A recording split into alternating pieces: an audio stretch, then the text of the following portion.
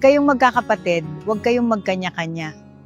Kasi sa totoo lang, hindi kayo sisirain ng problema, kundi ng pride.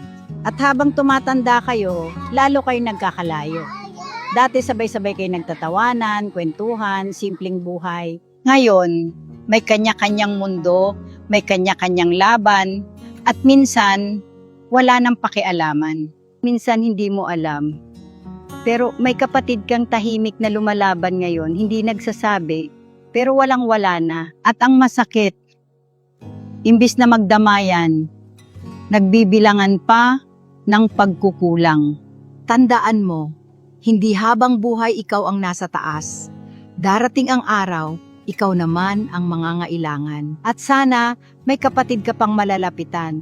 Kaya habang may pagkakataon, ibabaan nyo ang pride, matutong umintindi. Piliin yung magtulungan kaysa maglamangan. Kasi sa dulo ng lahat, hindi pera ang babalikan mo, kundi pamilya. Yung mga kapatid, na kahit ilang beses kang bumagsak, nandyan sila na handa kang sabayan para tumayo. Kung may kapatid kang hindi mo pa nakakausap, eto na yung sign.